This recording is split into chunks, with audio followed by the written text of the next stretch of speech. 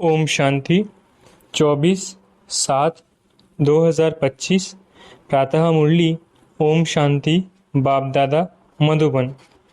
बाबा आज कह रहे हैं, मीठे बच्चे, तुम इस पढ़ाई से अपने सुख धाम जाते हो वाया शांति धाम। यही तुम्हारी एम ऑब्जेक्ट है, ये कभी नहीं भूलना चाहिए। मीठे बच्चे, तुम इस पढ़ाई से अपने सुख धाम जाते हो वाया शांति धाम। यही तुम्हारी एम ऑब्जेक्ट है, ये कभी नहीं भूलनी चाहिए। प्रश्न, तुम बच्चे साक्षी होकर इस समय ड्रामा की कौन सी सीन देख रहे हो? उत्तर, इस समय ड्रामा में टोटल दुख की सीन है। अगर किसी को सुख है भी तो अल्पकाल कागविष्टा समान, बाकी दुख ही दुख है। तुम बच्चे अभी रोशनी में आए हो।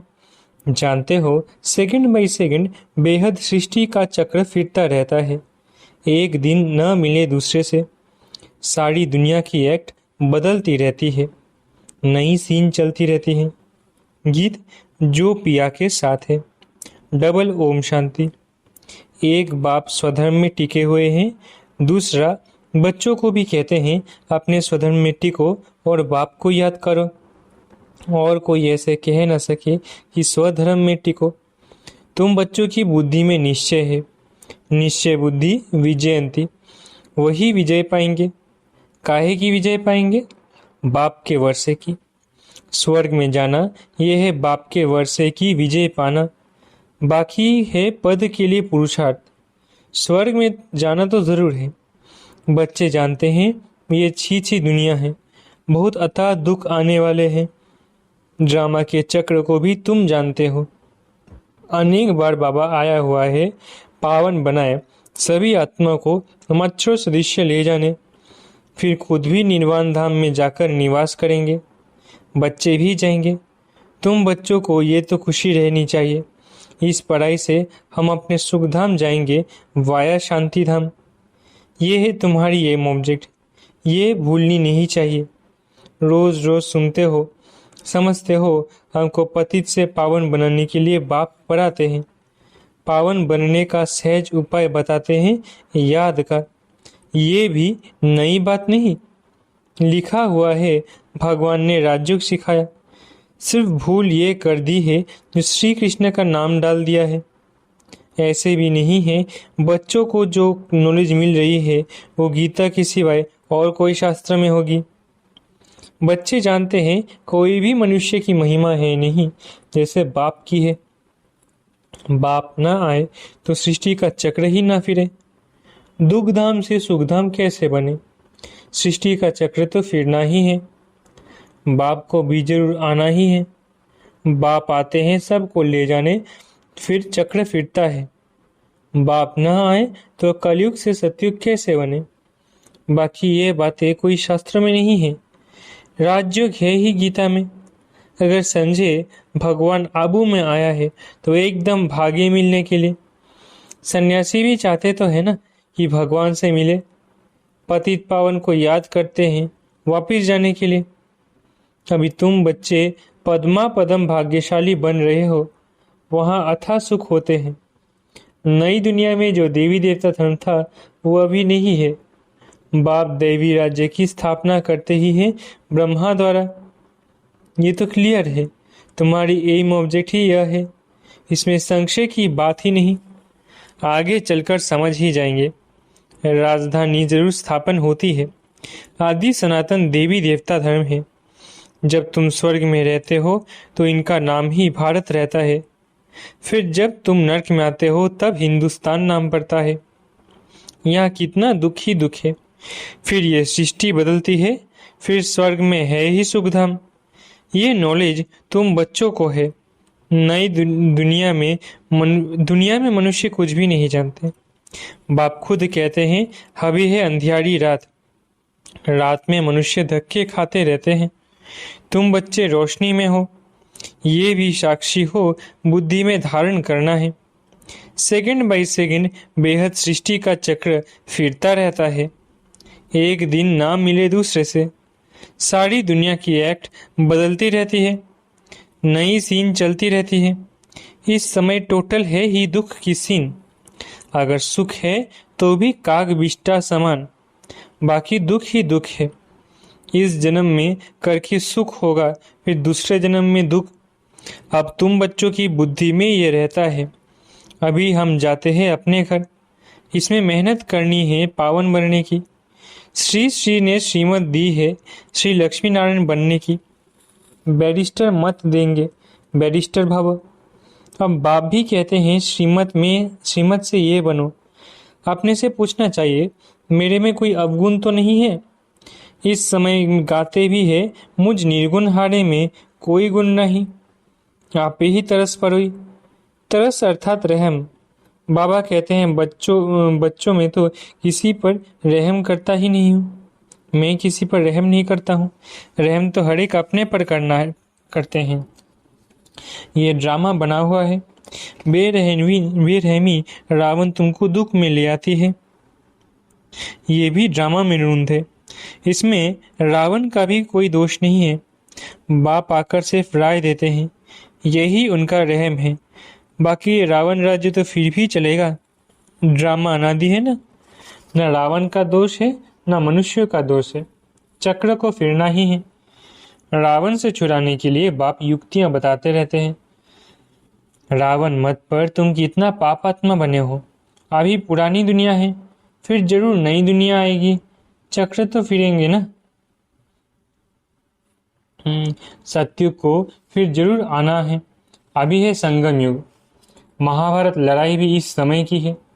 विनाश काले विपरीत बुद्धि विनाशंति, यह होने का है। और हम विजयंती स्वर्ग के मालिक होंगे, बाकी सब होंगे ही नरक। ये भी समझते हो पवित्र होने बगैर देवता बनना मुश्किल है। अब बाप से श्रीमत मिलती है श्रेष्ठ देवता बनने की, ऐसी मत कभी मिल न सके। श्रीमत देने का उनका पाठ है भी संगम पर, और कोई में तो ये ज्ञान ही नहीं है। भक्ति माना भक्ति, उनको ज्ञान नहीं कहेंगे। रूहानी ज्ञान रूहानी ज्ञान ज्ञान सागर रूह ही देते हैं। उनकी ही महिमा है ज्ञान का सागर, सुख का सागर। बाप पुरुषार्थ की युक्तियां भी बताते हैं। ये ख्याल रखना चाहिए कि अभी फेल हुए तो कल कल्पांतर फेल होगे, बहुत चोट लग जाएगी। श्रीमत पर न चलने से चोट लग जाती है। ब्राह्मणों का झाड़ बढ़ना भी जरूर है, इतना ही बढ़ेगा जितना देवताओं का झाड़ है। तुमको पुरुषार्थ करना और कराना है। सैपलिंग लगती रहेगी, झाड़ बड़ा हो जाएगा। तुम जानते हो अभी हमारा कल्याण हो रहा है। पतित दुनिया से पावन दुनिया में जाने का कल्याण होता है। तुम बच्चों की बुद्धि का ताला अभी खुला है। बाप बुद्धिवानों की बुद्धि है ना। अभी तुम समझ रहे हो, फिर आगे चल देखना किस किस का ताला खुलता है। ये भी ड्रामा चलता है। फिर सत्युग से रिपीट हो गई। लक्ष्मी नारायण जब तख्त पर बैठते हैं तब संवत शुरू होता है। तुम लिखते ही हो 1 से 1250 वर्ष तक स्वर्ग। कितना क्लियर कहानी है सत्यनारायण की। कथा अमरनाथ की है ना। तुम अभी सच्ची सच्ची अमरनाथ की कथा सुनते हो, उसका फिर गायन चलता है। त्योहार आदि सब इस समय के हैं। नंबर 1 पर्व है शिव बाबा की जयंती। कलयुग के बाद जरूर बाप को आना पड़े नई दुनिया को चेंज करने। चित्रों को कोई अच्छी रीति से देखे, कितना पूरा हिसाब बना हुआ है। तुमको ये खातिरी है, जितना कल पहले पुरुषार्थ किया है उतना करेंगे जरूर। साक्षी हो, हम औरों को भी देखेंगे। अपने पुरुषार्थ को भी जानते हो, तुम भी जानते हो। स्टूडेंट अपनी पढ़ाई को नहीं जानते होंगे। दिल खाएगी जरूर कि हम इस सब्जेक्ट में बहुत कच्चे हैं, फिर नापास हो जाते हैं। नापास हो जाते हैं जी। दिल खाएगी। इम्तिहान के टाइम जो कच्चे होंगे उनकी दिल धड़कती रहेगी। तुम बच्चे भी साक्षात्कार करेंगे, परंतु नापास तो हो ही गए, कर क्या सकते हैं। स्कूल में नापास होते हैं तो संबंधी भी नाराज, टीचर भी नाराज होता है। कहेंगे हमारे स्कूल से कम पास हुए तो समझ जाएगा कि टीचर इतना अच्छा नहीं, इसलिए कम पास हुए। बाबा भी जानते हैं सेंटर्स पर कौन कौन अच्छी टीचर है, कैसे पढ़ाती है, कौन कौन अच्छी थी पढ़ा कर ले जाती है, सब मालूम पड़ता है। बाबा कहते हैं बादलों को लाना है। छोटे बच्चों को ले आएंगे तो उनमें मोह रहेगा। अकेला निकल कर आना चाहिए तो बुद्धि अच्छी रीति लगी रहेगी। बच्चों को तो वहाँ भी देखते रहते हैं, कहते हैं हाँ ये पुरानी दुनिया तो कब्रिस्तान होनी है। नया मकान बनाते हैं तो बुद्धि में रहता है ना, हमारा नया मकान बन रहा है। धंधादी तो करते रहते हैं, परंतु बुद्धि पूरा नए मकान तरफ रहती है। चुप कर तो नहीं बैठ जाते। वो है हद की बात, ये है बेहद की बात।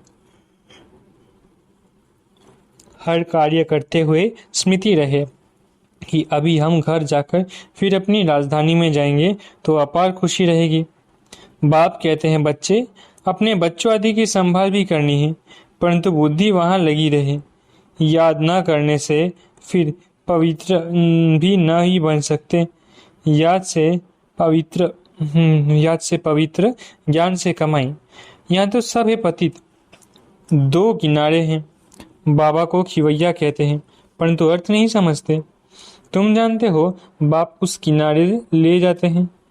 आत्मा जानती है हम बाप को याद कर बहुत नजदीक जा रहे हैं। खिवैया नाम भी अर्थ सहित रखा है ना। ये सब महिमा करते हैं, नैया मेरी पार लगाओ। सत्युग में ऐसे कहेंगे क्या? कलयुग में ही पुकारते हैं। तुम बच्चे समझते हो, बेसमझ को तो यहाँ आना नहीं है। बाप की सख्त मना है, निश्चय नहीं तो कभी नहीं ले आना चाहिए। कुछ भी समझेंगे नहीं। पहले तो 7 रोज का कोर्स दो। कोई को 2 रोज में भी तीर लग जाता है। अच्छा लग गया तो फिर छोड़ेंगे थोड़ी, कहेंगे हम 7 रोज और भी सीखेंगे। तुम झट समझ जाएंगे ये इस स्कूल का है। तेज बुद्धि जो होंगे वो कोई बात की परवाह नहीं करेंगे। अच्छा, एक नौकरी छूट जाएगी, दूसरा मिलेगी बाबा दूसरी मिलेगी। बच्चे दिल वाले जो होते हैं उनकी नौकरी आदि छूटती ही नहीं है, खुद ही वंडर खाते हैं। बच्चियां कहते हैं हमारे पति का बुद्धि फेरो।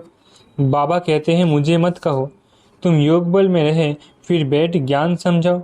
बाबा थोड़ी ही बुद्धि को फेरेंगे, फिर तो सभी ऐसे धंधे करते रहेंगे जो रस्म निकलती है उनको पकड़ लेते हैं। कोई गुरु से किसको फायदा हुआ सुना तो बस उनके पीछे पड़ जाते हैं।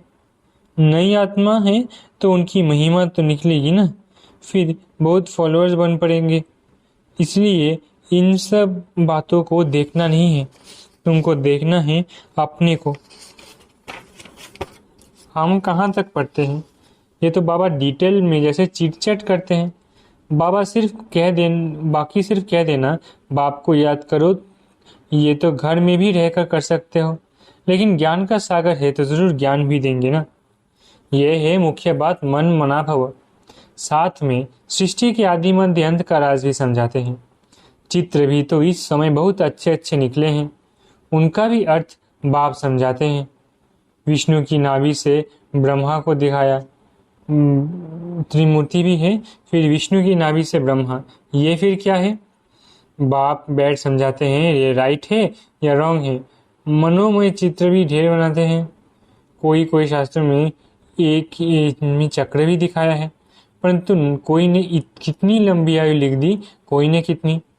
अनेक मत है ना, शास्त्र में हद की बातें लिख दी है। बाप बेहद की बात समझाते हैं कि सारी दुनिया में है रावण राज्य, ये तुम्हारी बुद्धि में ज्ञान है। हम कैसे पतित बने, फिर पावन कैसे बनते, पीछे फिर और धर्म आते हैं, अनेक वैरायटी है। एक न मिले दूसरे से, दूसरे एक न मिले दूसरे से, एक जैसे फीचर्स वाले दो हो न सके। ये बना बनाया खेल है जो रिपीट होता रहता है।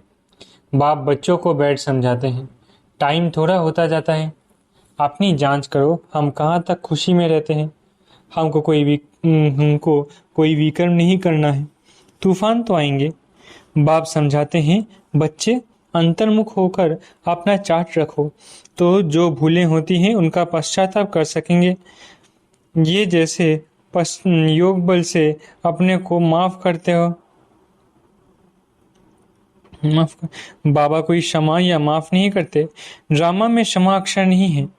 तुमको अपनी मेहनत करनी है, पापों का दंड मनुष्य खुद ही भोगते हैं। बाप भी धर्म की क्षमा की बात नहीं, बाप कहते हैं हर बात में मेहनत करो। बाप बैठ युक्ति बताते हैं आत्माओं को। बाप को बुलाते हो पुराने रावण के देश में आओ, हम पतितों को आकर पावन बनाओ, परंतु मनुष्य समझते नहीं हैं। वो है आसुरी संप्रदाय, तुम हो ब्राह्मण संप्रदाय, दैवी संप्रदाय बन रहे हो। पुरुषार्थ भी बच्चे नंबरवार करते हैं, फिर वो देते इनकी तकदीर में इतना है, फिर कह देते इनके तकदीर में इतना है। अपना टाइम वेस्ट करते हैं, जन्म जन्मांतर कल्प कल्पांतर ऊंच पद पा नहीं सकेंगे। अपने को घाटा नहीं डालना चाहिए, क्योंकि अभी जमा होता है फिर घाटे में चले जाते हो। रावण राज्य में कितना घाटा होता है। अच्छा, मीठे मीठे सिखलत है बच्चों प्रति माता पिता बाप दादा का यात्रा गुड मॉर्निंग। रूहानी बाप की रूहानी बच्चों को नमस्ते। हम रूहानी बच्चों की रूहानी माता पिता बाप दादा को याद प्यार गुड मॉर्निंग और नमस्ते। धारणा के लिए मुख्य सार, पहला, अंतर्मुखी बन अपनी जांच करनी है। जो भी भूलें होती हैं उनका दिल से पश्चाताप कर योग बल से माफ करना है, अपनी मेहनत करनी है। दूसरा, बाप की जो राय मिलती है उस पर पूरा चलकर अपने ऊपर आप ही रहम करना है।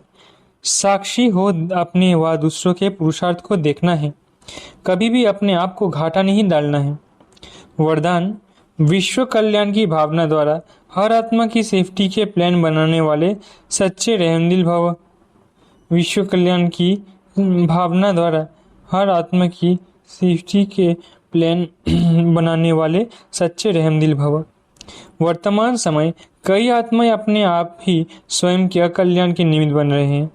उनके लिए रहमदिल बन कोई प्लान बनाओ।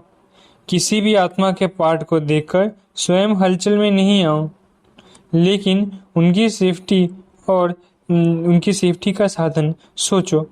ऐसे नहीं कि ये तो होता रहता है, झाड़ को तो झड़ना ही है। नहीं, आए हुए विघ्नों को खत्म करो। विश्व कल्याणकारी व विघ्न विनाशक का जो टाइटल है, उस प्रमाण संकल्प, वाणी और कर्म में रहमदिल बन वायुमंडल को चेंज करने में सहयोगी बनो। स्लोगन: कर्मयोगी वही बन सकता है जो बुद्धि पर अटेंशन का पहरा देता है। स्लोगन: कर्मयोगी वही बन सकता है जो बुद्धि पर अटेंशन का पहरा देता है। अव्यक्त इशारे: संकल्पों की शक्ति जमा कर श्रेष्ठ सेवा के निमित्त बनो। लास्ट में फाइनल पेपर का क्वेश्चन होगा सेकंड में फुल स्टॉप। इसी में ही नंबर मिलेंगे। सेकंड से ज़्यादा हो गया तो फेल हो जाएंगे। एक बाप और मैं, तीसरी कोई बात ना आए। ऐसे नहीं यह कर लूँ, ये देख लूँ, ये हुआ नहीं हुआ, ये क्यों हुआ, ये क्या हुआ, ऐसे कोई भी संकल्प आया तो फाइनल पेपर में पास नहीं होंगे। अच्छा, ओम शांति। शुक्रिया बाबा।